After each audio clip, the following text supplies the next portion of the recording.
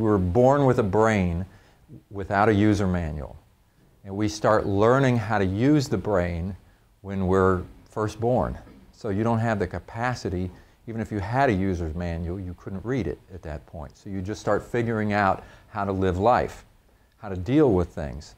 And then depending on your family situation and the habit patterns that develop, you learn coping mechanisms of how to deal with difficult problems and so forth. But you're a child trying to figure out how to deal with this brain that has all this stuff going on with it.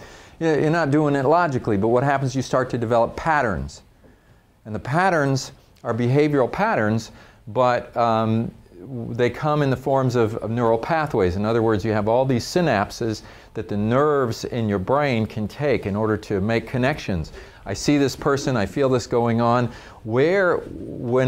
When the sensory input comes in, what pathway is it going to go through in your brain? Well, when you're a child and you're developing coping mechanisms, the pathways start to get formed. And then as you reinforce those, as you grow up, those same pathways get stronger and stronger and stronger.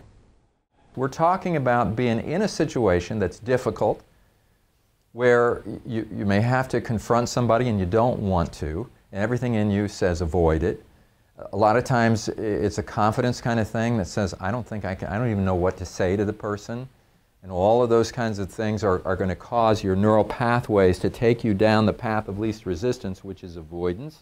Or maybe something else, you find yourself engaged and you have some kind of a reaction, and the reaction sabotages your ability in that moment to play the role of a leader. So when I do like marriage and relationship counseling and I'm working with couples, then the question I always ask is, who's the leader in this relationship? And that's sort of a loaded question. It's like, how do you answer that? Who's the leader? Well, the real answer where I'm taking them to is to understand that sometimes you're a leader and sometimes you're not. And when you're having an emotional hijack, or when you're unable to play the role of a leader, guess what? You're not a leader. Because my definition of a leader in a difficult situation is that you lead the other person into positive territory where we can resolve this. You lead them away from the hostility and towards a, let's roll up our sleeves and figure out how to solve this problem together. And if you can lead them to that place through the goals conversation, then you can lead them to the roles conversation where we start talking about the differences in how we see each other's roles. And I can tell you, people living in the same house have a lot of role conflict. It's not my role to pick up your socks. It's not my role to clean up this mess, all this kind of stuff. Well, then we go to the workplace. We've got role issues in the workplace as well. They need to be talked about. We need to have open conversation.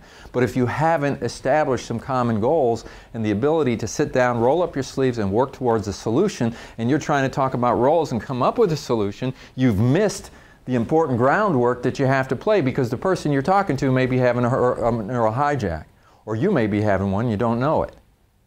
And it becomes really important for any leader to, number one, be able to deal with their own hijacks and make sure that they're taking the high road, and then to be able to work with somebody who's having a hijack and help them to take the high road, so that together we can take the high road towards a solution.